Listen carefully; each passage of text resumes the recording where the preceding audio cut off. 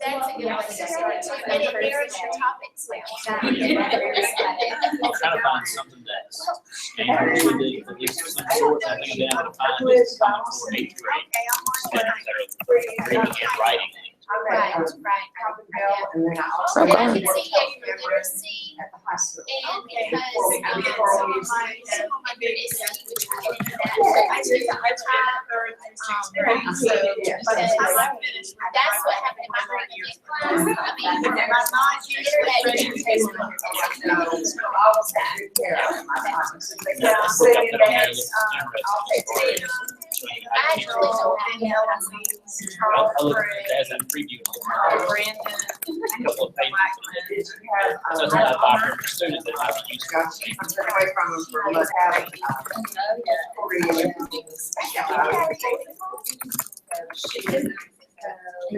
Korean. Oh, no, he was at work before, yeah. He wasn't in the gifted program, but we always, the teacher that's the gifted teacher, and she always said, I just don't know why he didn't make it. Because he's so talented. He's just a really good kid. He is a And great really kid. talented. Usually the kids that we get have, I appreciate your help with the feedback. Wait, what are you talking about? Why don't I know what you're talking about? Graduate class, I'm taking my name, Carrie Ashton. Oh my God, yeah. No, I had a blast doing that though too. I was like, this one and this one, and we were just like making copies like psychopaths. Good. I'm glad that it.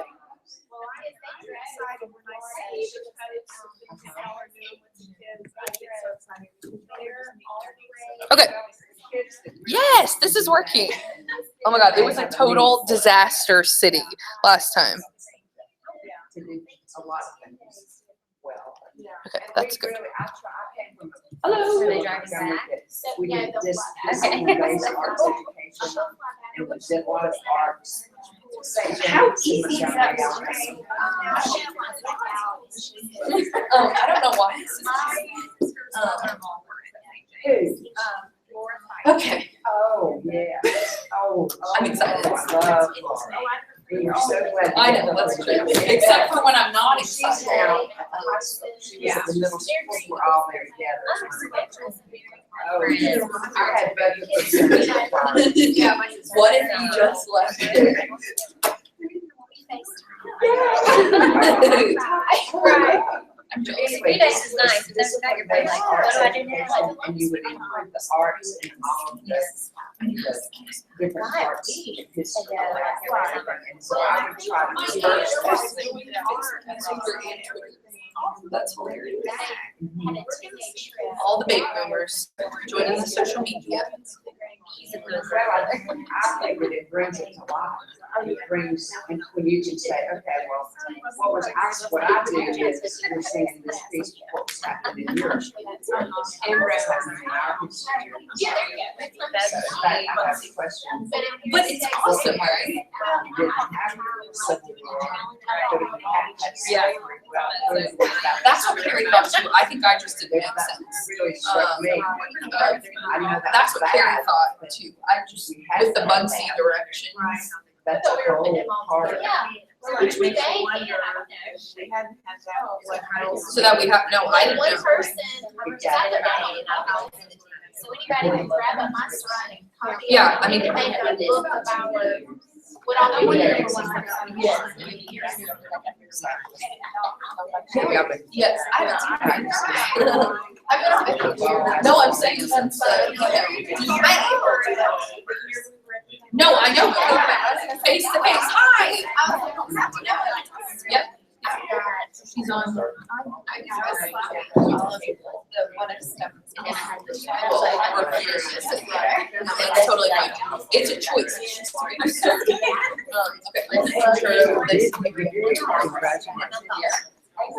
Okay, if you are joining us via the Google Hangout thing, we really hope we're doing this correct. And we're gonna start now. And hello, please just mute your mic if you are jumping in. Just mute your mic when you're not talking by hovering up at the top. And okay, great. Especially when I was going to school. Okay, since we are probably gonna have a little bit of a different group each time that we meet, let's go ahead and go around the circle and introduce yourself and which school you're at and what role you have there. Oh, Carrie Henniger, IP at Cottonville Junior. And Sarah Holsey, I'm at UHS, and Brandy and I teach American Studies, and then I also teach psychology. And I'm Brandy Wade, and I'm at UHS. And and then besides American Studies, I teach 10th grade English. What's that class called? Just went to training for that last week. Brittany Marcelia, I'm at Rucker Boulevard, and I teach 3rd grade math and science. I'm Bernadette Garth, Rucker Boulevard, and I teach 6th grade English language arts. Beth Sanders, Central Office, Innovation. Deanna Miller, IP, Dalton. Natasha King, 2nd grade, Hillcrest, math. Margie Turner, Pinedale, 3rd through 6th grade. Caitlin Scott, Pinedale, 3rd grade math and science. I'm Sandy Granger, 3rd grade Hillcrest, and I teach ELA and social studies. Stephanie Barrett, Hillcrest, 1st grade teacher, self-contained, all of it. Liz Donaldson, Cottonville Junior High, choral music, and then I work at the high school. I play the piano for all the groups at the high school. Jason Holloway, 7th grade history at Cottonville. Lori Snell, coordinator of instruction, central office, sorry. Okay, so I, first of all, am just like so pumped at the Google Classroom and am not doing my actual job because I'm like so excited every time someone else posts in there. It's so exciting to see a space like that working, and it just gets me even more energized for like, this is what blended professional learning is supposed to be, that you can jump in whenever you want. And people are on 10 million different vacations in the summer, but we can still collaborate, steal ideas from each other. It's there. It never goes away. It's always there. It's just, so all the contributions are so cool. And then all the people that made their Bunsey things is fascinating, and pumped at how easy that tool is. So putting that in the toolbox for sure, because it's a really cool, like people were figuring out, this is a really cool tool for students to make stuff with as well. And then I think where we'll start today is just chatting about, because I'm assuming not everyone had I didn't even have time to read through everyone's posts in the thread about your favorite what if questions. So I think if we just, somebody calls one out and we start from there, and then just organic wherever the conversation goes. We don't feel like anything, what if everything was up for discussion. I had one interesting about, it was the one about the sun never went down. Uh-huh. And then there was one about we never had trees. And then I was like, oh, we're in Alabama. That would be very difficult. Experience that. That I was like, trying to combine. I was like, think about what the bigger picture would be if the sun never went down. We never did have trees. How difficult a lot of things would be. I love that idea of what if question smashing. It's like app smashing. Cool. It interested me, what if there were no sports? Just the comments of the kids that went right to the arts, how the arts would be more important. And yet I just feel like it made me realize how important both are, that they go hand in hand, because I love football and basketball, and I love all the sports anyway, but I just think, I especially like, that people might discuss actors, dancers, and artists, and writers, and I thought we should have both. That's what both arts is. So that was cool. Hi, Matt. Hi, how's it going? That's the guy. Wow. Yeah. Liz wasn't here last time, so she's pumped. Okay. Liz, I want to piggyback on what you said.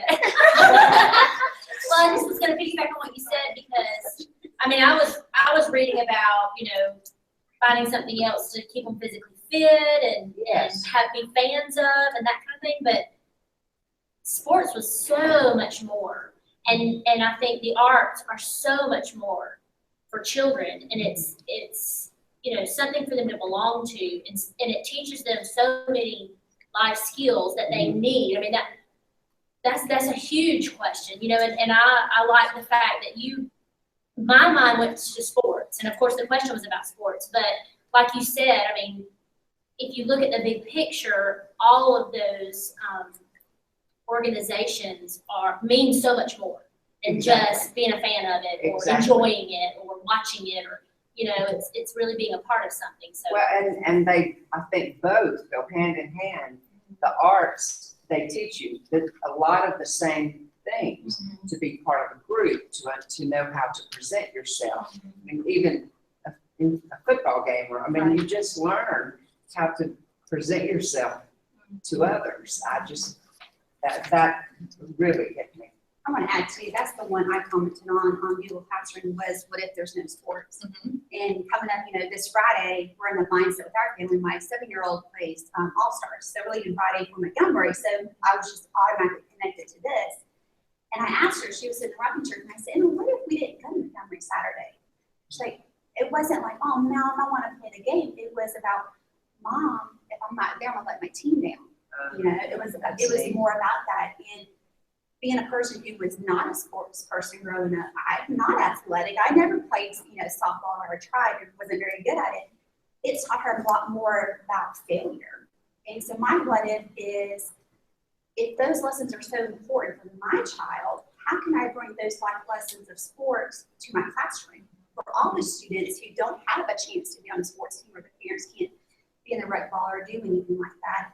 So it got me thinking about, in 5th grade, we used to do a kickball tournament at the end of the year. Like the last 2 days of school, we always did a 5th grade kickball tournament. They had a team captain, they put the players out there, and it built so much morale with our students. And it really showed leadership skills of students who were not the necessary academic leaders in the classroom. They had a chance to shine. And then we started thinking, if it's such a climate builder, what if we did it at the beginning of the year? They learn their lessons, make adjustments, did it mid-year, learn some more, make adjustments, and do it again at the end of the year, and it'd be a year-long process instead of a one-time shoot for all. So it got me thinking, and the activity in the book talked about what if they created their own sport. So then I was thinking, okay, 1st grade, I've been looking at different brain breaks and stuff like that. So then I started thinking, well, what if we had a creativity break?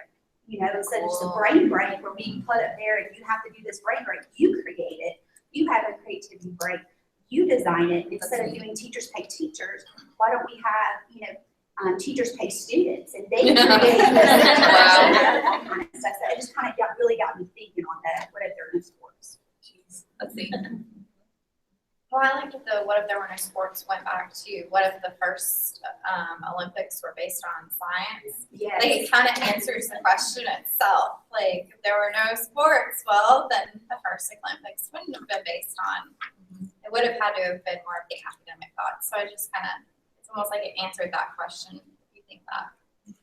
Mine's similar in that the one that stood out to me the most, and I put in my comment was, what if there was no school? And if these students teaching themselves and use of the internet, what do most students go to right now? What are they most interested in? And that's the arts, whether it's music, whether it's drawing, whether it's something of that nature, or it's sports. And so, if there was no school, what would society look like if it was built around arts and sports? Instead, would students branch out, instinctively branch out and try to learn more than arts and sports, or would it still focus on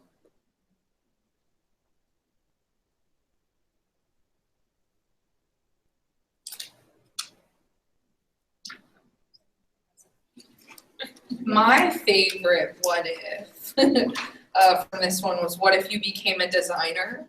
And I think that connects to the what if there were no school, and also, Stephanie, to the idea of students having that creativity brain break. Like, as most of you know, my passion for design thinking and the role that that can play in innovating in education is massive. So I love the idea of, I think kids so often are labeled as students. Like, I'm forever trying to find another synonym for calling them kids or students or, young people is often what I say, but I still think it's kind of age ism-ish. And so I don't love it, you know, I'm still waiting for somebody to design a better word.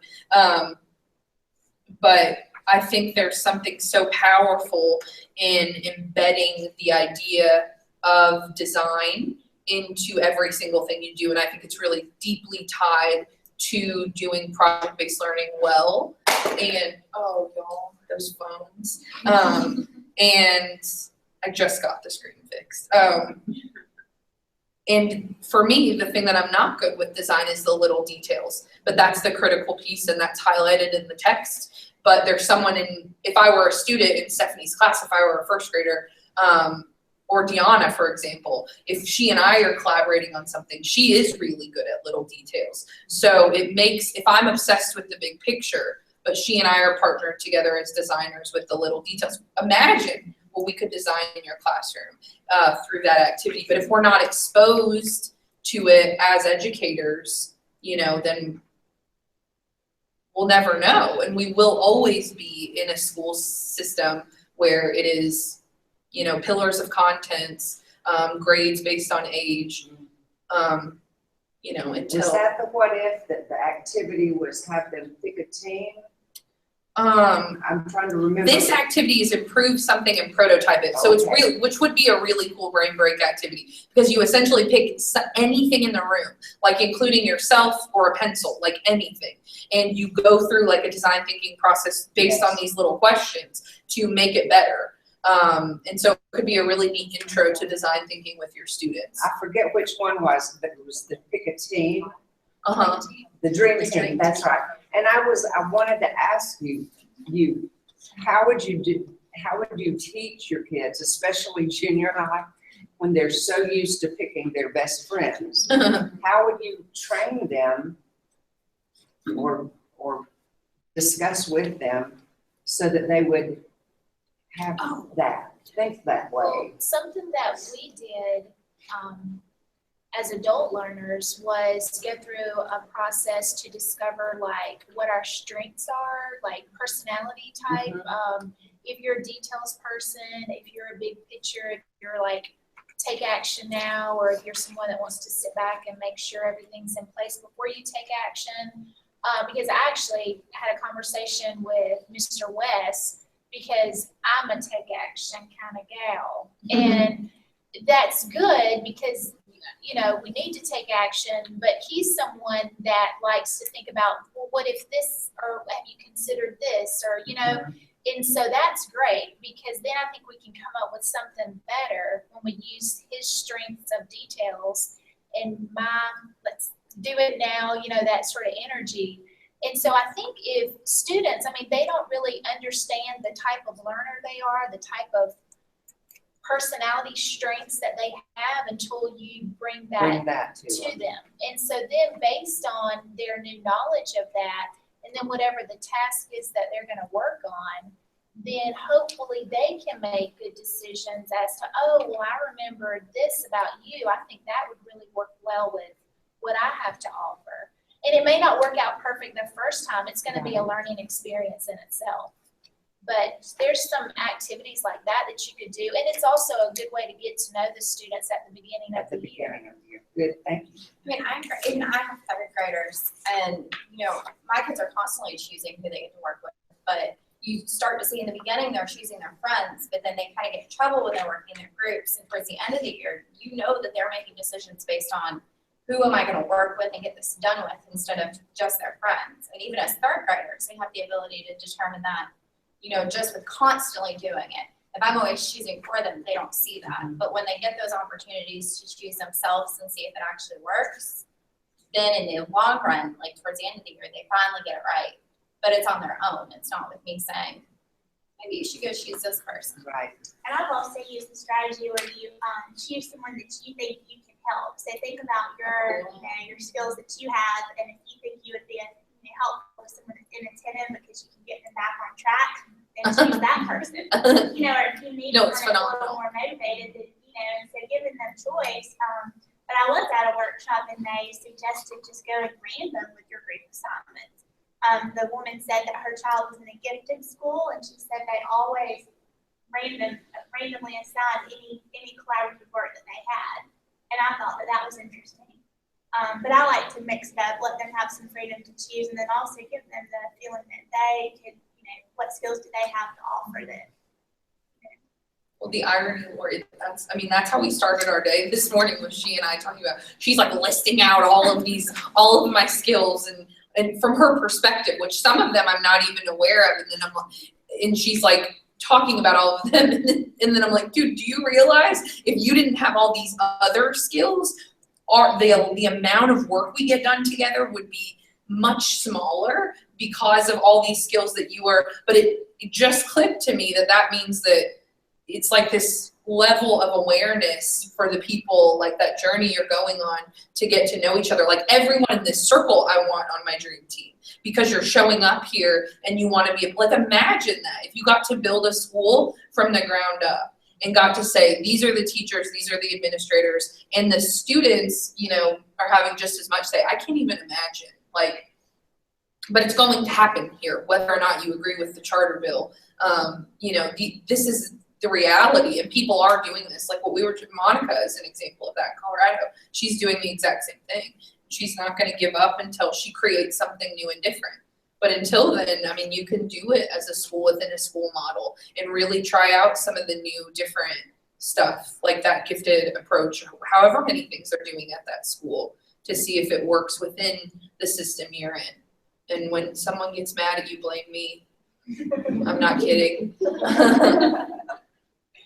I think it's important that as children work together, that they find the children that they're like-minded. And sometimes that is their friends, but sometimes they end up making new friends in the process. And it's kind of like Seth Godin in one of his books. He talks about finding your tribe, finding those people that you can identify with, and working together with other students helps children to find that, because some of them don't want to work with someone that's loud and boisterous, whereas another child might need to work with someone that's loud and boisterous even if they're not. And then there are some children that need that time to just back away from everyone and just be by themselves, and they're okay with that. I really liked the question, what if society were truly altruistic? Because I thought, first of all, it's a great idea and question to, kind of pose to a class like we teach when we're covering history and literature from a time period and talk about how that affects society. But I also think just social activity is wonderful because it basically asks them to spend a day doing things for other people without having that person know, basically secretly doing things nice. And I feel like high school students would benefit so much from just a day of doing that. I feel like I would benefit from a day. Oh my gosh. You know what I mean? And so I love that for the academic and intellectual aspect of exploring that question in society, especially with the political kind of, environment that we've got going on right now. But I also think I just love that activity. Like I know in the class that we teach, we spend an entire year with the same kids, and on a block system. That's a lot of hours for those kids, and they, sometimes hate each other by the end of the year. And I think having to do something like this would be really good for them, maybe not this exact activity in that class, because obviously they would know, but coming up with something where they truly have to serve and help each other. And I can't help but plug technology with an example like this. Imagine if you challenge them to create a secret servant agent video, like a PSA. Right. So your class isn't the only people impacted, and the people that they, shared their kindness with, but that you also have this beautiful PSA. That is why websites like Upworthy exist. And imagine if people were sharing, for every one thing shared from some horrific, terrible website, there were 100 shares from Upworthy. Like that is how you shift an entire society. It's not, that's why I think that last question on 94 gave me chill bumps. What if only you can determine whether altruism truly exists? And that's the truth. And I think that's what everybody's trying to embed in their students and in their classrooms. Like, it's on you. You are the deciding factor, but we're so much more powerful together. I love that. And I love, sorry, because my kids are young and aren't there yet, but I love Jake's quote where he says, moms would be not awesome. It would be super awesome. Like, moms pretty much do that, you know? Yeah. I'm serving all day long. But, no, yeah, I agree. I think that's cool. I think that's a really good idea for our class. And a couple pages back, it was talking about spend a day with a notepad, and every time you see someone complain about something, write it down. I love that, because then it gives them a little bit of ownership, and then it ties in helping others, problem solving, and you can be surprised at what they would come up with. Complaints that, they're surrounded by that we may be oblivious to. Wow. So I kind of like that idea. I felt like that activity went back to the designer activity too, because it was like design something that would solve that problem. Wow. Okay, don't forget that. That's called a driving question for a real PBL, and you can tie a million standards to it. Well, I was just thinking about, what if that PSA, that was all kids saw? If you think about what they see and watch, and I was trying to explain to you that crazy cartoon I was watching with my kids, and ridiculousness, and all those just ridiculous shows. But what if the PSA, the helping others are the things that they saw constantly all the time?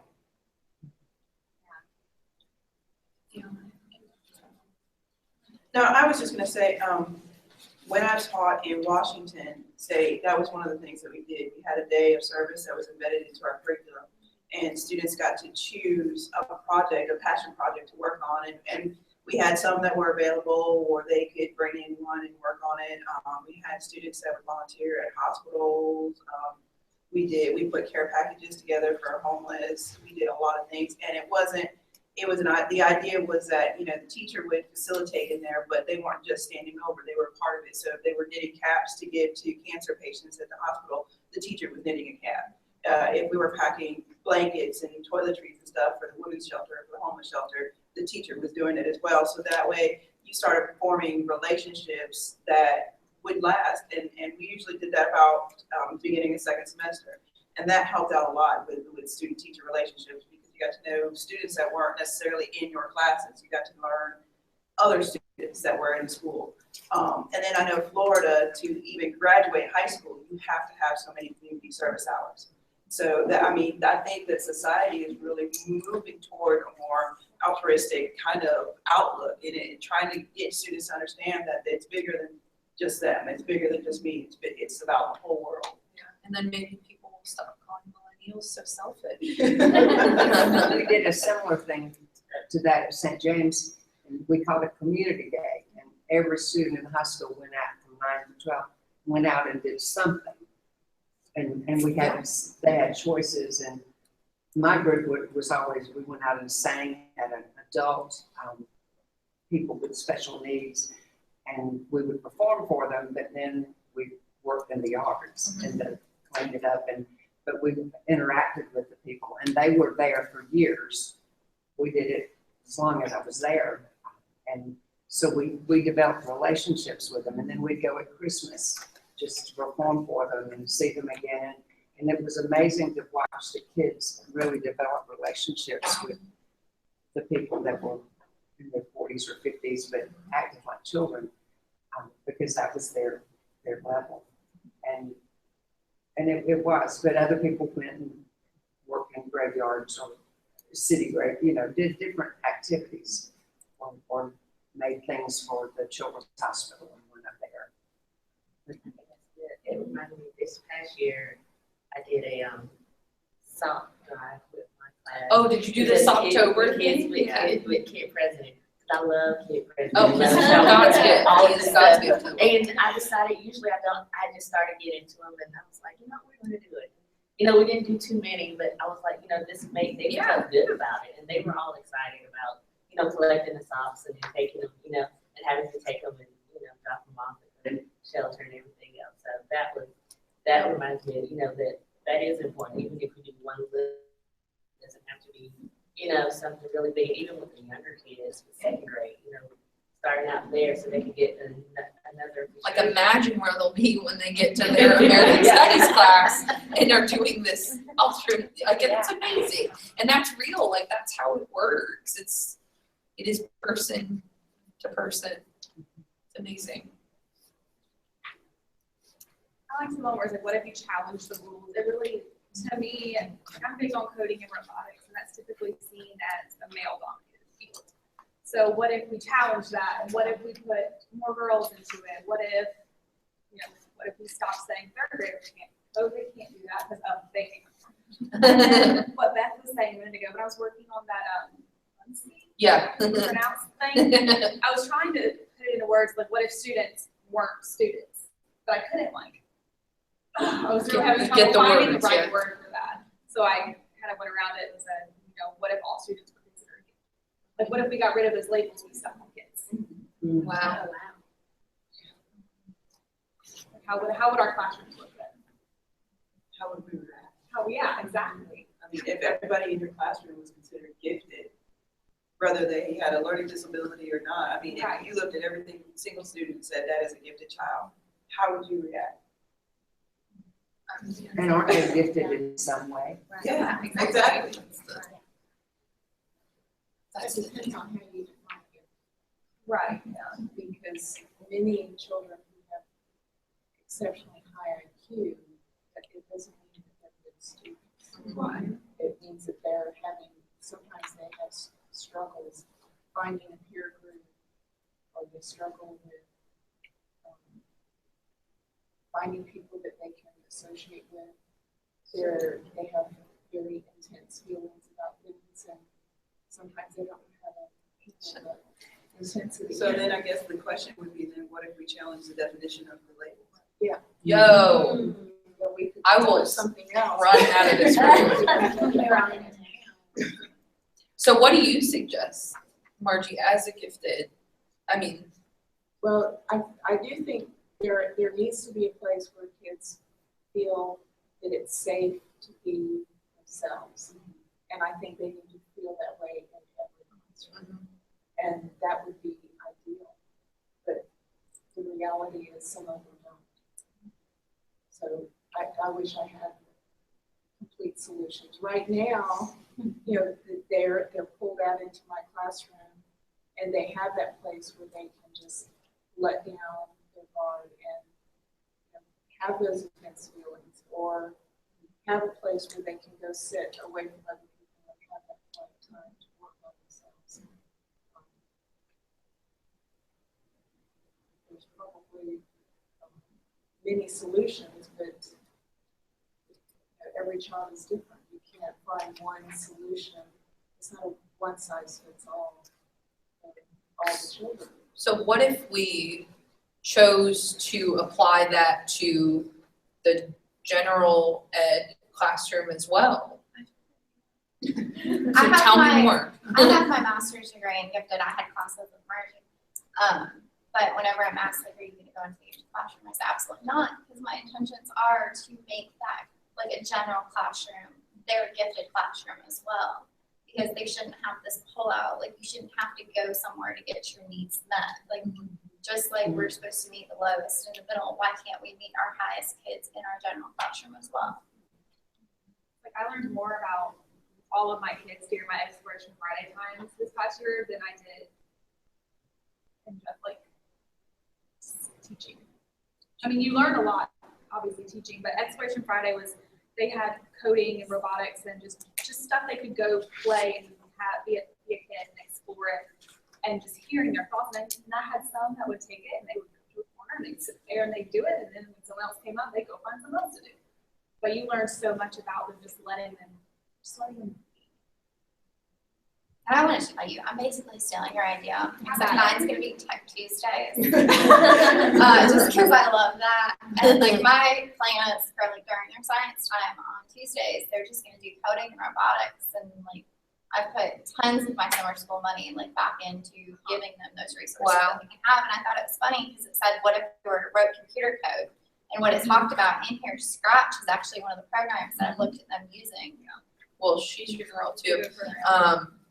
Christine Strickland also does coding at, Well, I got the Osmo coatings, I looked into the bid spots coding, the scratch coding. I got the Ollie, the Sparrow, I got 3D pens for them to do that too. Yeah.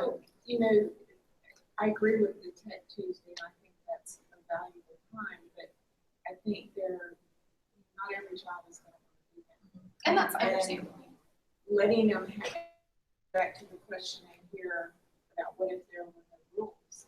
And back, I don't even remember how long ago, Brielle Rip put a post on her blog about having a no rules classroom where there wasn't this board that showed the kids that were on yellow light or red light, and the whole idea that they can be themselves and they don't have to fit into this little square peg box. And if a child is having self-regulation problems, instead of punishing them by having a public display of their discipline, instead pull them aside and teach them what they need to do so that they're not embarrassed in front of their peers. But then also having those times where they can pursue their interests completely, whether it's art or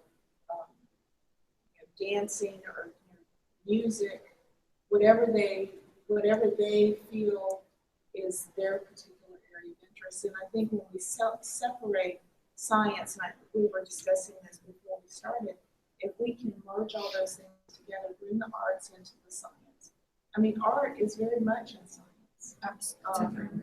And in history, in every realm of our lives, we can bring the arts, even in coding. I mean, it is art. Yes, Like what you it code is. is art. For sure. That just kind of reminded me of Sir Ken Robinson video where he was talking about a lady, a dancer. She's very famous, and she had gone to school and got basically thrown out of school because she couldn't sit still. And then took her to the psychologist, and the psychologist was like, "Oh yeah, she's a dancer. Just put her to dance school." And then she becomes this big choreographer. And it's just like, what if we did that for all of our students?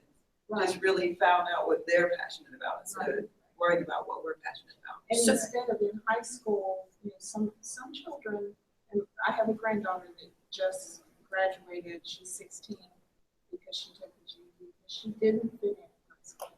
She just couldn't assimilate into the high school scene.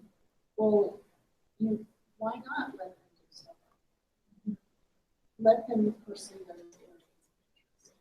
I have a group called Time, Talents, and Treasures that I started several years ago. I had some behavior issues. And so I had an 8 at the time, and he would take them out and have football. And I said, now it's not a football game, we're going to teach the technique of how to throw and how to catch. So we recruited other kids in the school to come, and my kids were like experts to show them how. And then every year I survey the kids and ask them what kinds of skills they want to offer to the rest of the school.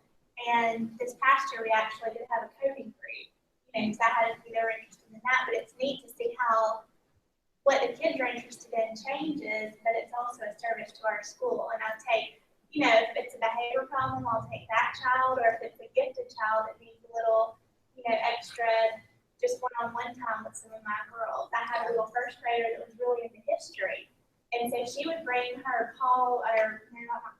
Fresh with Limbaugh has a new history series on my third grade level. Sorry. And so she would bring those, and the other girls would read with them. So I think, again, it's just finding things that the kids are interested in. And if it is technology, let it be that. But if, it's Fresh Limbaugh, Paul Revere, whatever, let it be that.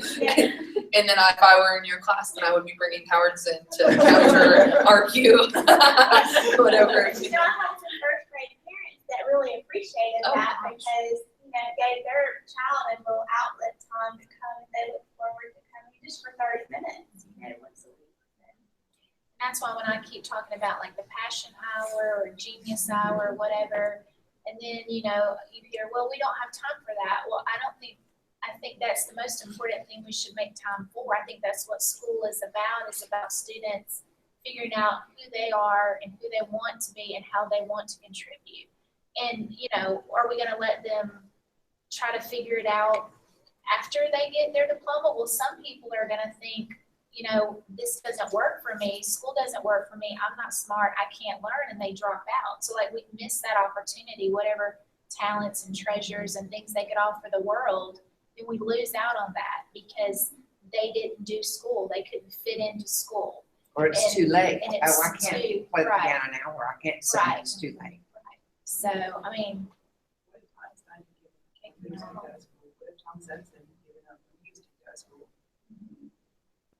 It's like everything that pushes our society forward. So my question to you guys is, when hypothetically you are in the middle of a situation where you are putting a lot of time and effort and design and feedback and whatever in your classroom into a Genius Hour or a 20% or a passion project or your, you know, all of these things that unfortunately aren't the center yet, but we're all hoping eventually in public ed they will become the center.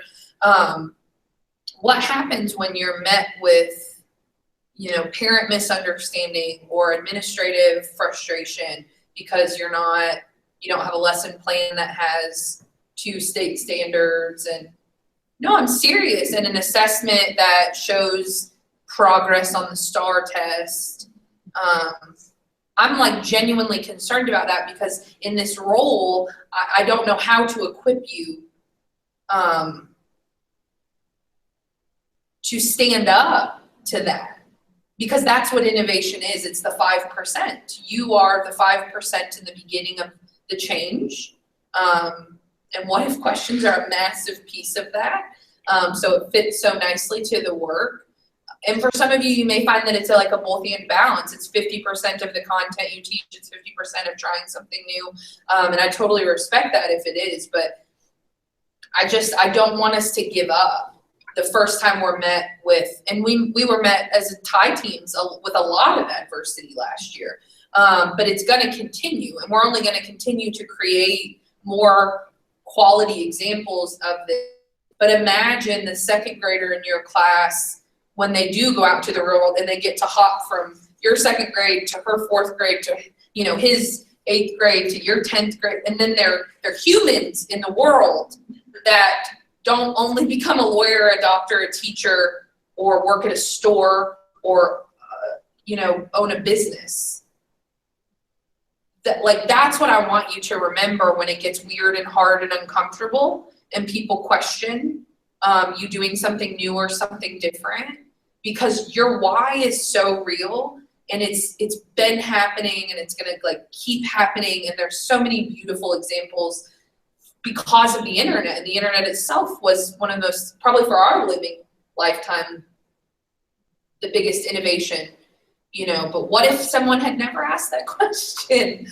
Like, you know, this is real. Like, it's really overwhelming to wrap your head around most days, but you're gonna have kids in your classrooms that are gonna be way smarter than you, and that's okay. Like, all of us, you know, like, empower them to find the answers rather than like holding them in these boxes where there's A, B, C, or D. Like, who was it on the Google Classroom that we were talking about? Was it Brandy? Was it me and you? Like, this book, warning, this book contains no answers. You know, like, what if you started your class like that? Warning, this classroom contains no answers. It's gonna be super weird. Like, who's ready? How will your kids react? What if your kids are silent and just sit there? What are you gonna do? I feel like at first, that's exactly what they're gonna be. It's just gonna be keep going at it, keep showing them that you're not giving up on them just because they're gonna sit there and stare at you like you're in that job. Yeah. Because let's be real, we kind of are. I mean, that's why we're here though. Like, I don't know. It's just kind of one of those, just keep chipping away at them. Well, think about the teachers that we had. Maybe. I mean, I was around when Jesus was. I'm the oldest around here. But, I mean, they stood there, they never moved, and they lectured and wrote on the chalkboard.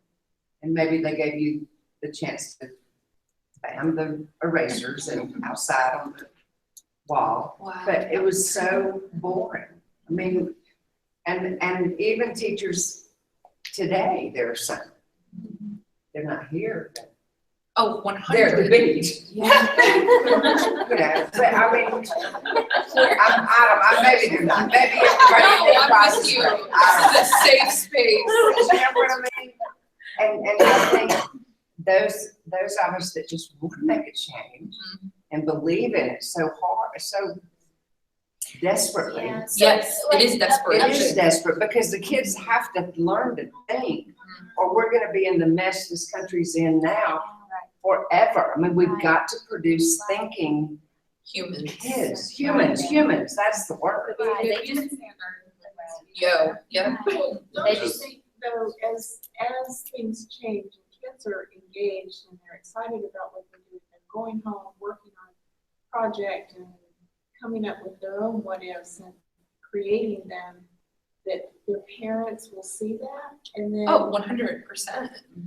I mean, Monica Hardy, and I'll stop talking about her, but she has this image where it's like a digital refrigerator, essentially. It's like, it's not, where your kids are coming home and they're hanging, the artwork or the A on the fridge anymore. It's like there's this whole global world now where you can hang it so everybody posts on Facebook, right? Or they tweet it or they Instagram. It's the same thing. I understand people that have children want to be proud of their kids' work. And so I don't think that piece is ever going to change. It's the authentic audience piece is so essential. You've got to get it out of the four walls of your classroom. And I think RBE people, the art night at your school was like game changer for not our system, for your school. It was like we were walking, we couldn't even look at each other. I can't look at her now.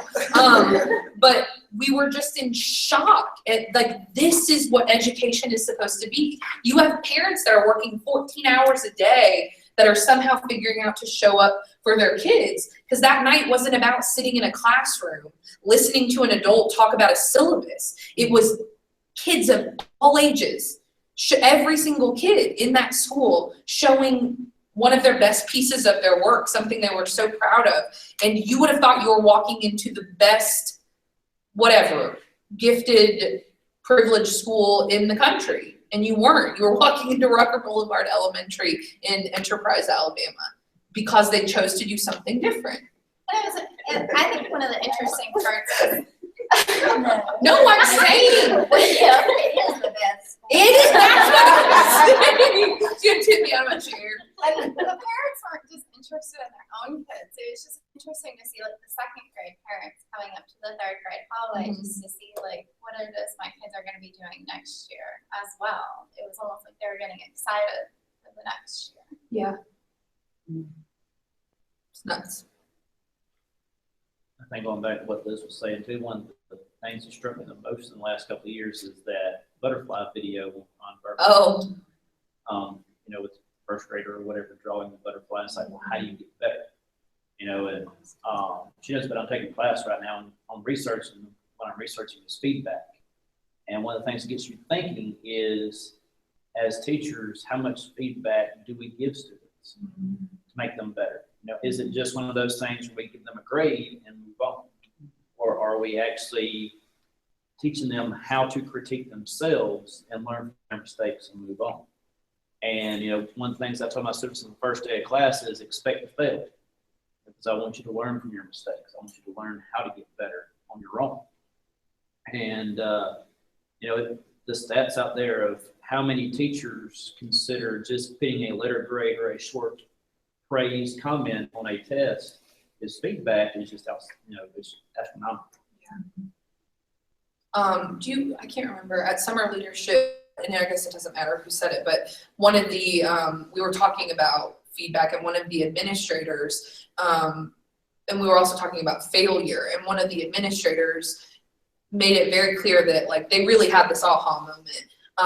And their thing was that they were going to model failure more for their faculty. It was finally they realized, my teachers aren't going to do it for my students until I'm doing it for my teachers. And so that's another thing that Lori and I are constantly talking about, the generational gap between us, that she grew up expecting to be perfect.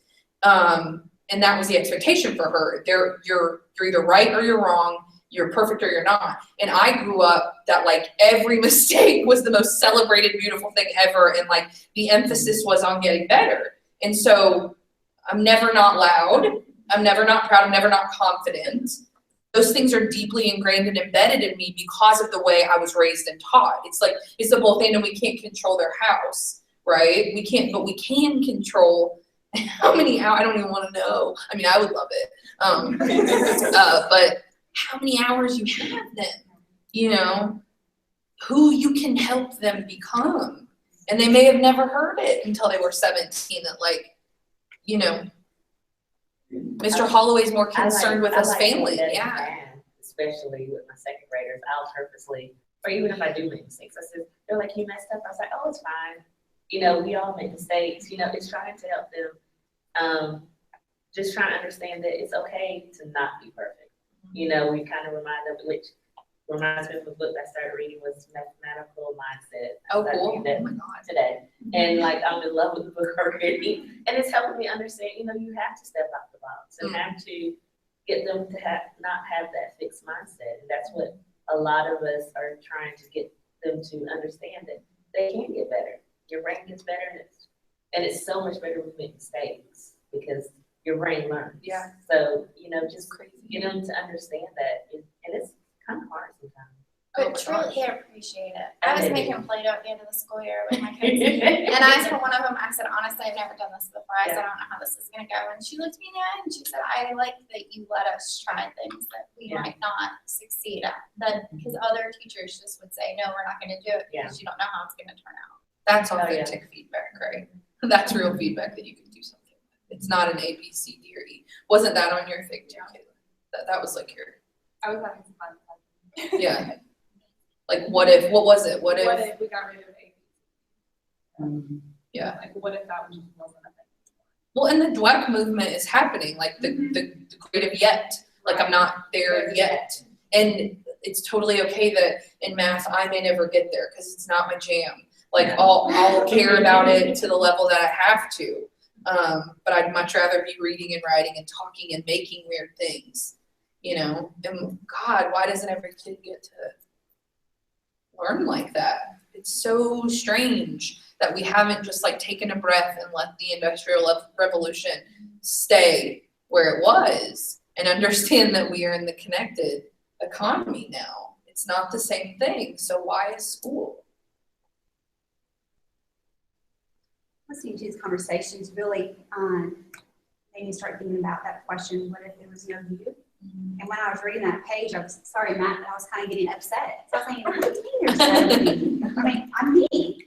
So it really, I was having a lot of trouble arguing back and forth with myself, thinking, am I really the person I am because of my experiences? You know, and that I'm really not me, it's just because of my experiences. And then I've been hooked on that Olympic stories, I don't know, the trials that goes into the family.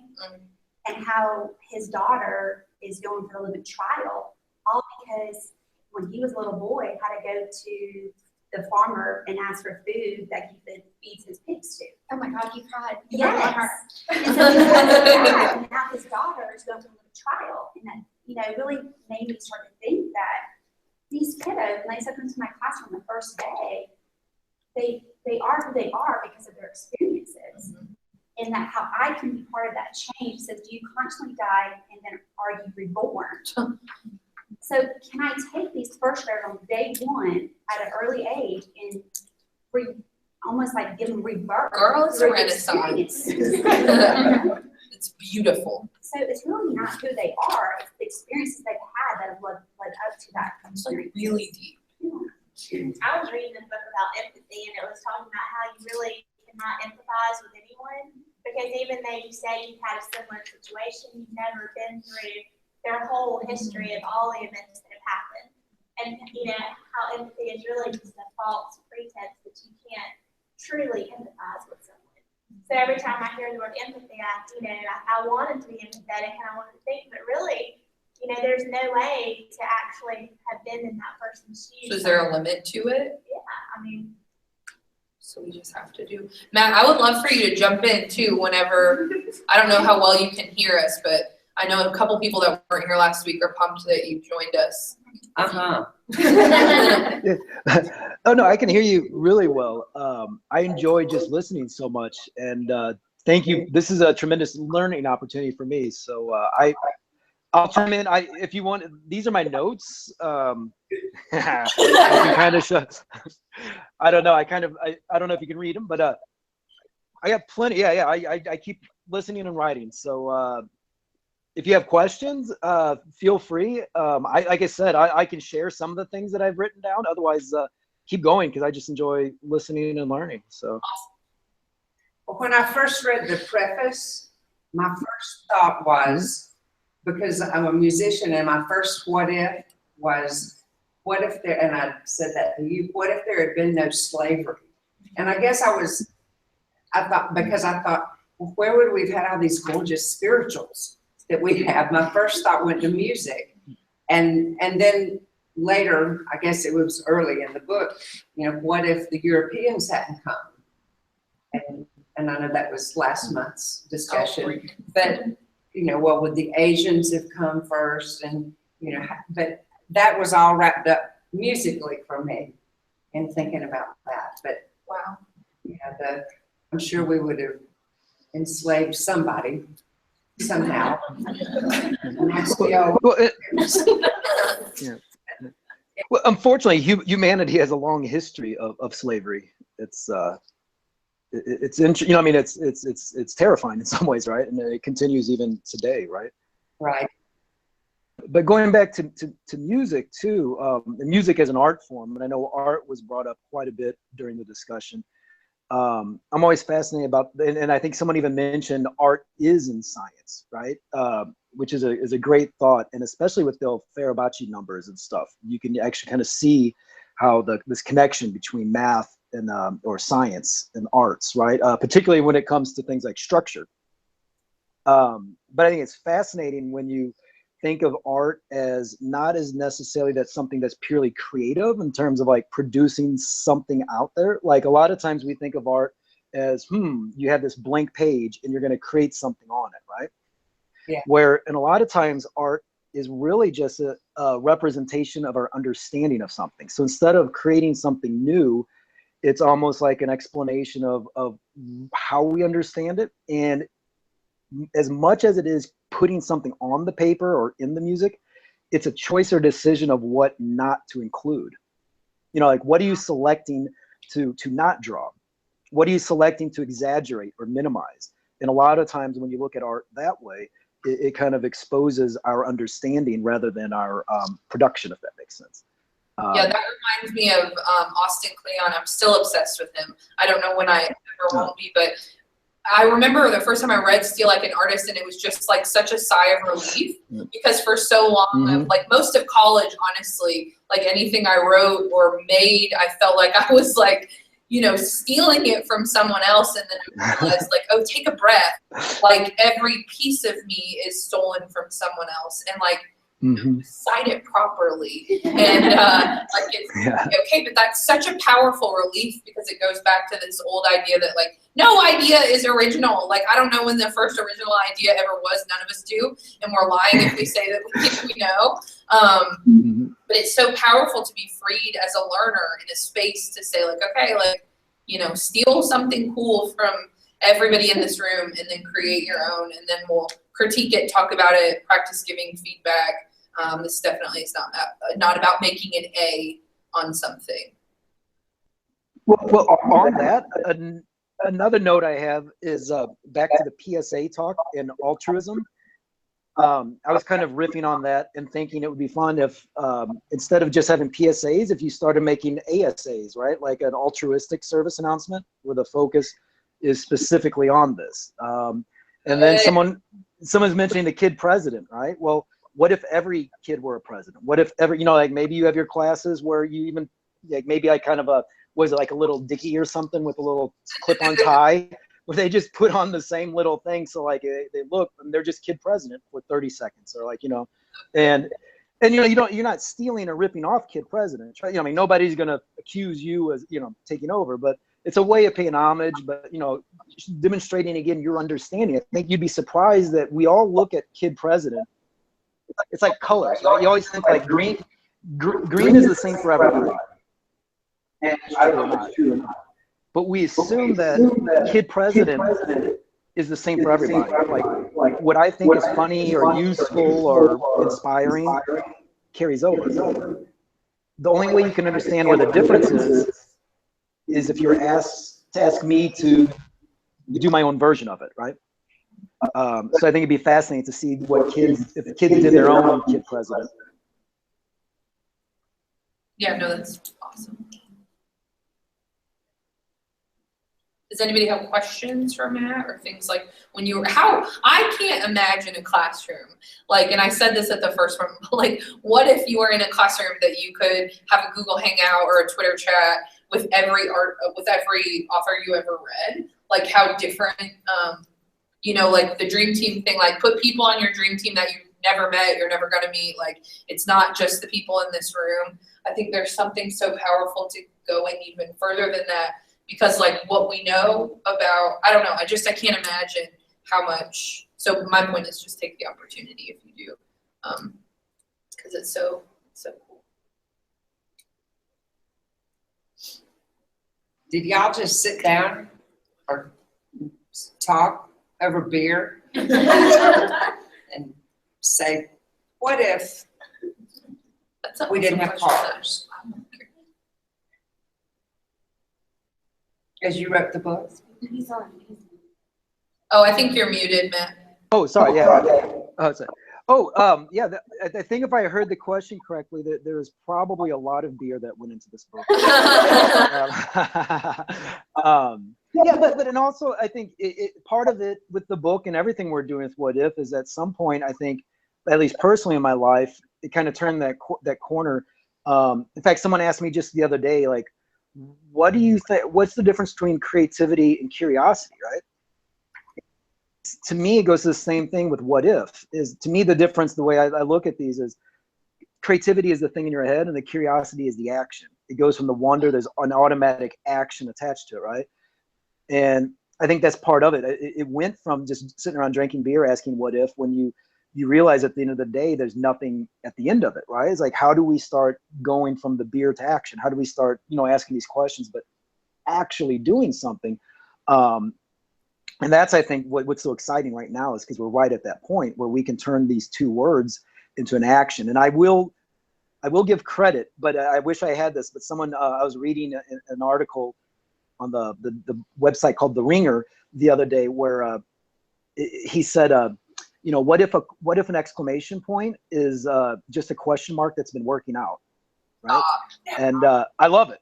So we're using that. But yeah. So good. It's so they're the same thing. It's a lot. What is Andrew doing, Matt? Yeah, I think he's taking some much needed rest after traveling back and forth and completing his master's program. I'll try to tweet out soon. He is actually the project he was doing with virtual reality and the streetcar dilemma was featured in the Wall Street Journal just recently. Oh yeah, I saw his post. Yeah, so and it's funny because I'm going to try to find a way to loop him in on one of these at some point. I just know he's been, really slammed with his own studies and stuff, and I'm going to try to catch him in, and because I know he'd enjoy this and he could offer a lot more, in addition to whatever I can share, because I'm only a small part of all of this. So. Oh, for sure.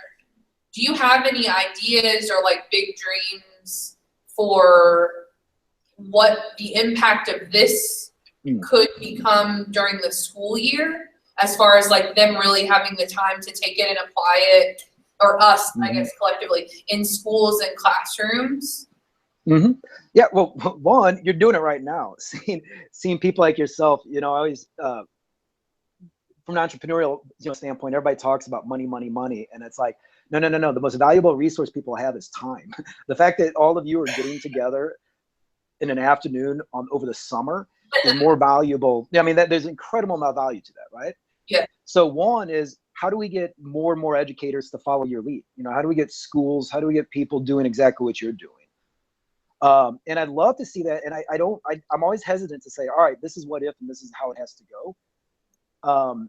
There's so much room in between. Like big picture, like I've always said like my dream is that someday schools are doing what if conferences, or what if, like what we started, like on the stage, asking these questions, doing the breakouts and everything, that they're doing these what if conferences in every school on the planet, the same way that there's science fairs or speech contests or whatever else, right? That it's not this huge process that you have to fill out all this paperwork like a TEDx or a startup weekend, and there's all of, like, you can just boom, do it on your own, right? But on top of that, that there's this community where everybody can come together and nothing has to happen in a vacuum. Like you're saying, the collaboration, so that one, you've already done step one, that more and more schools are doing what you're doing now. Two, that this kind of leads to something that's shareable, that brings people together. And then three, that there becomes a digital or technical platform where we can really start shrinking the world to accelerate these thoughts and actions. Those are my 1, 2, 3. There's a lot of space in between, but you're the ones who are getting it started. So, does anybody have a final word before we end today? I mean, I've had a question that's been going around, and I'm reading another book aside from this, and it's the Leader in Me, because we're gonna start it this year. And one of the things I've been thinking about is, if we're supposed to get our kids to be these leaders and in charge of their own learning, what if we did instructional rounds, but students were on the rounds? Like, did they realize walking into the classroom asking the questions? Because they've been there, they know what they're being asked, and they know how to ask these things. And if we're trying to make them in charge of their own learning, Well, and then they can also do their own conferences. then exactly. Why not have a round that's specifically for students and bring them back, rather than just doing these fish bowls with them? Really let them go in. Oh, you're really safe in this circle with these chairs where we're asking the questions, like let them walk. Can they move, please? I think our responsibility is to make everybody else feel safe and okay. Talking a lot about the environment, the safe environment for the students. I think as the people on the forefront of teaching and learning and living like this, we have to be able to create the safe space for other adults who unfortunately did not have a mom and a Mimi as weird as I did. All of us there's no way that you're sitting or you're just being super defiant about having the exact opposite, of the opportunity to get to live so authentically. And I'm personally just so grateful. And this, I won't be able to sleep. I'm not kidding. So I can't.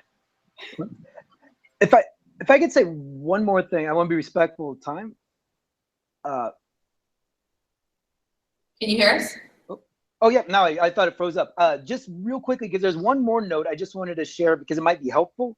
There was a lot of talk early on about getting into groups and collaborating, and how do we make sure we kind of have even groups, right, where it's not everybody's friends. And just something to share that I've seen a lot of success with, from kids all the way up to adults in the past, is something I just quite simply call what was it? Rabbit, eagle, wolf, turtle, right? Say it again, please. All right, rabbit, eagle, wolf, turtle. Okay. And what you do is you have 4 corners in the room, right?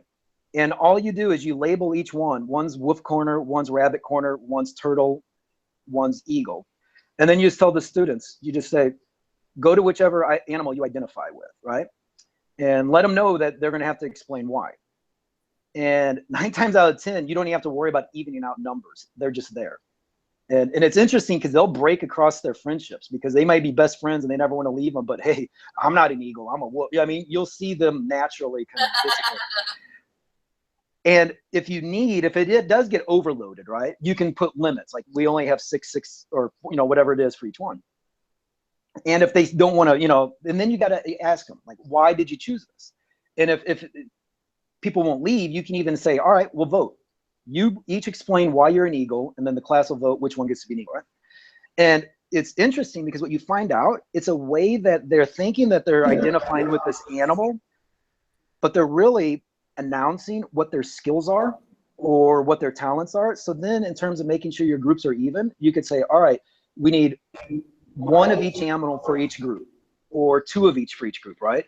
And then you form these groups so that there's an even number of animals, but really it's just an even number of skills or perspectives and, you know, learning types. So, and you can expand it if you need from 4 animals to more, but it's, you know, you can change animals from plants to whatever. But that's just something that I've kind of learned from the past and had experience when you need new ways to form groups. That's awesome. Thank you. Thank you. Okay. Yeah. Okay. We good? Okay. I'm gonna stop the hangout thing. Thanks so much for joining us, Matt. It's awesome. Yeah, anytime. I love it, man. Thank all of you. You rock. Yeah, thanks. Bye.